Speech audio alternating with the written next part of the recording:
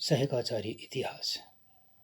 आज हमारा टॉपिक है दिल्ली का सुल्तान नासिरुद्दीन मोहम्मद व बलबन। बलबन के वंशजों के साथ ही गुलाम वंश की सत्ता समाप्त हो जाती है।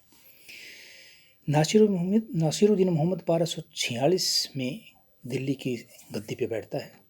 यह इल्तुतमिश का पुत्र था। बलबन के सहयोग से मसूद शाह को गद्दी से हटाकर सुल्तान बना था। एक धार्मिक स्वभाव का व्यक्ति था। खाली समय में कुरान की नकल करता था और उन्हीं नकल को बेच करके वह अपना व्यक्तिगत खर्च निकाला करता था। बलबन ने अपनी पुत्री का विवाह नासिरुद्दीन से किया और उसका और ज़्यादा विश्वास पात्र बन गया। इस समय दिल्ली की वास्तविक शक्ति बलबन के हाथों में थी। वह निर्विवाद रूप से दिल्ली के सुल्तान की समस्त शक्तियों का निर्वाह करता था। इसलिए कहते हैं कि बलबन ने पहले नायब के रूप में 20 वर्ष शासन किया और फिर सुल्तान के रूप में उसने 20 वर्ष शासन किया। 1249 ईस्वी में बलबन को उलुग खां की उपाधि प्रदान की गई तथा नायब ए मुमलकत के पद पर उसको नियुक्ति दी गई। नायब ए मुमलकत का पद है, वो कहते हैं दिल्ली के सुल्तान के बाद दूसरे नंबर का पद होता था।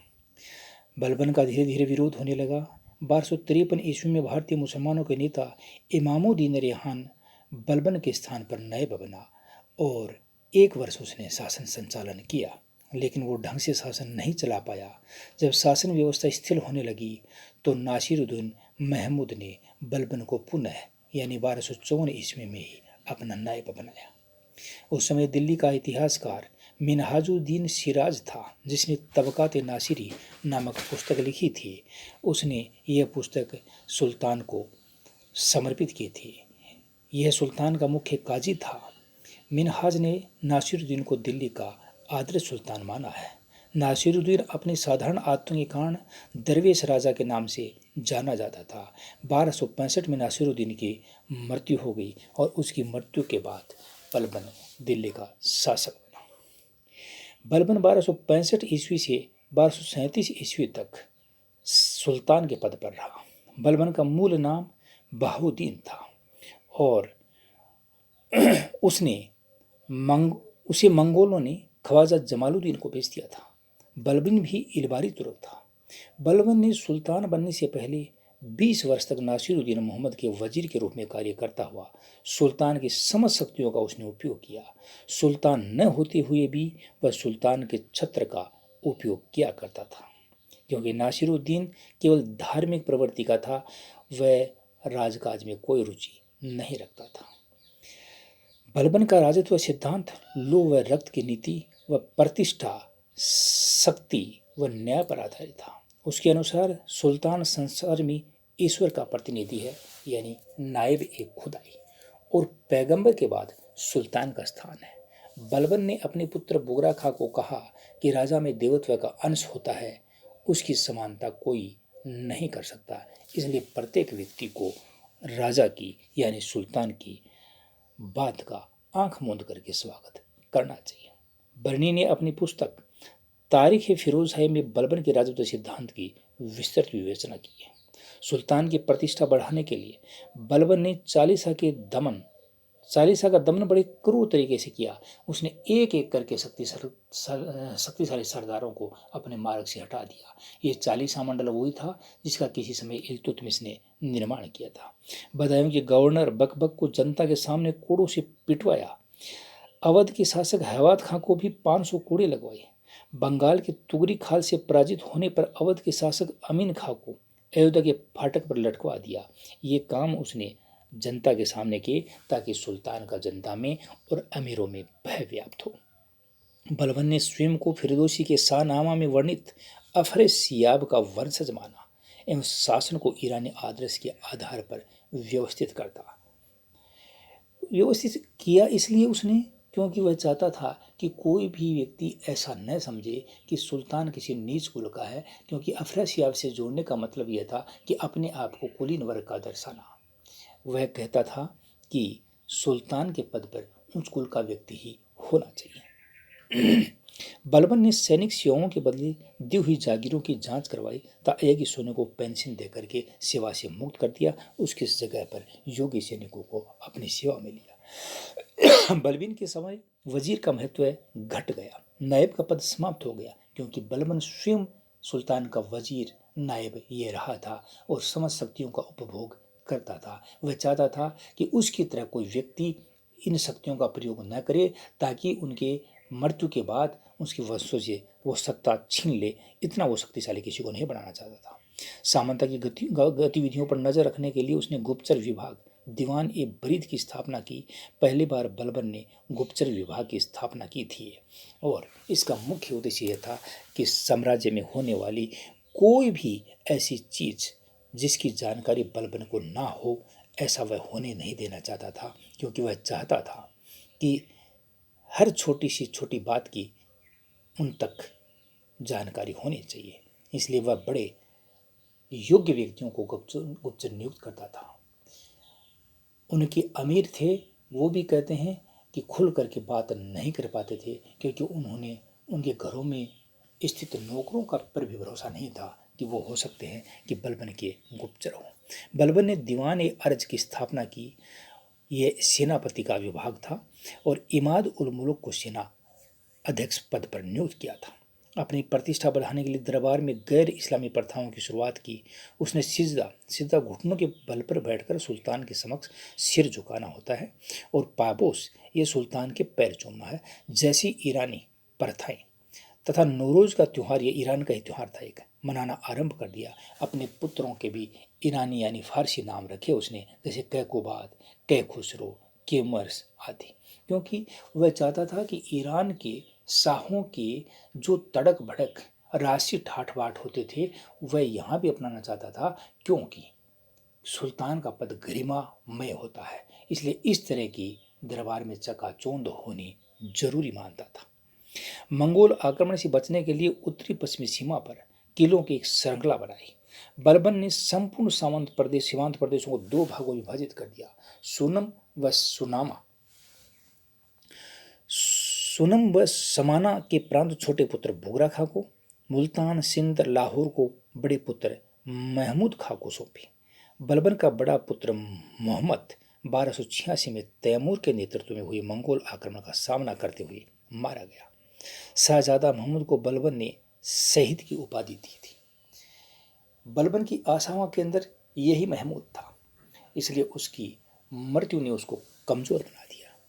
कहते हैं कि राजा का अपना प्राय कोई नहीं होता, ये बलबन भी कहता था। लेकिन बलबन अपने इस बेटे की जब दरबार में सूचना हुई उसे, तो उसने अपने चेहरे पर बिल्कुल भी गंभीरता नहीं आने दी, परंतु कहते हैं कि वह अपने महल में जाकर के एकांत में फूट फूट कर रोया करता था। हालांकि दरबार में वही गंभीरता रखता था। बलबन महमूद की मृत्यु से टूट गया था। 1279 ईस्वी में बंगाल के सूबेदार तुगरिल खां ने विद्रोह कर दिया। तुगरिल खां ने सुल्तान व मुगुशुद्दीन की उपाधि धारण की, खुतबा पढ़कर अपने नाम के सिक्के भी चलवाए। बाद में बलबन ने विद्रोहियों का क्रूर तरीके से दमन किया। तुगरिल खां को भी मौत के घाट उतार दिया। कहते हैं बलबन ने केवल एक बार राजधानी के बाहर वो निकला था, वो इसी समय तुगरिल खां के आक्रमण को दबाने के लिए या उसके विरोध को दबाने के लिए ही वह गया था। बलबन के समय मेवात, अलवर, दोआब, अवध व कटेहर हिंदू विद्रोह के प्रमुख केंद्र थे। अमीर खुसरो व अमीर हसन देहलवी ने अपना साहित्यिक जीवन शहजादा मोहम्मद के समय में शुरू किया था। अमीर हसनी देहलवी उच्च कोटि का गजल लेखक था, जिसके कारण उसे भारत का सादी भी कहा गया है। अमीर हसन भी अमीर खुसरो की भांति निजामुद्दीन औलिया के शिष्य थे। बलबन ने फारसी के महान कवि शेख सादी को भी दरबार में आमंत्रित किया, परंतु वह अपनी वृद्धावस्था के कारण नहीं आ सका था। बलबन की मृत्यु के बाद उसका अयोग्य पुत्र कैकोबाद उत्तराधिकारी बना। यद्यपि बलबन ने कैखुसरो को अपना उत्तराधिकारी चुना, कैकोबाद को लकवा होने पर तुर्क अमीरों ने उसके शिशु पुत्र शमसुद्दीन कैमुर्स के नाम से गद्दी पर बैठाया, लेकिन ये शासक उतने योग्य नहीं रखे। बलबन का दूसरा पुत्र बुगरा खां बंगाल की सूबादारी से संतुष्ट रहा, वह कभी दिल्ली पर अधिकार करने नहीं आया। जमालुद्दीन फिरोज खिलजी, जो कि आरिजी ममालिक था, ने कैकोबाद व कैमुर्स की हत्या कर गुलाम वंश को समाप्त कर दिया और खिलजी क्रांति का सूत्रपात किया। इतिहासकार हबीबुल्लाह ने बलबन के शासनकाल को सुदृढ़ीकरण का काल कहा है। के.एम. निजामी ने भी कहा है कि बलबन एक उत्तम अभिनेता था, अपने दर्शकों को आधुनिक फिल्मी सितारों की भांति मंत्रमुग्ध रखता था। बलबन ने 1279 ईस्वी में ख्वाजा नामक अधिकारी को नियुक्त किया जो इक्तदारों पर नियंत्रण रखता था। इक्तदार यानी इक्ते के मालिक होते थे ये, और ये बलबन के द्वारा ही नियुक्त किए जाते थे, लेकिन कोई भ्रष्टाचार वगैरह न करें इसलिए ख्वाजा को नियुक्त किया था। बलबन ने इक्ता को अपने उत्तराधिकारियों को स्थानांतरित करने पर रोक लगा दी थी।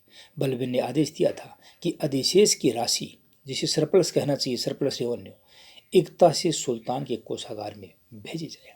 बलबन एक मलिक होते हुए भी खान हो गया, फिर वह सुल्तान बन गया, यानी छोटे से पद से शुरुआत होकर उसने बड़े पद यानी सुल्तान के टॉप पद तक वह पहुंचा था। बलबन भारतीय मुस्लिम शासक था पहला जिसने स्वयं को जिले इलाही यानी ईश्वर की छाया कहा। यह उपाधि उसके सिक्कों पर अंकित भी करवाई गई।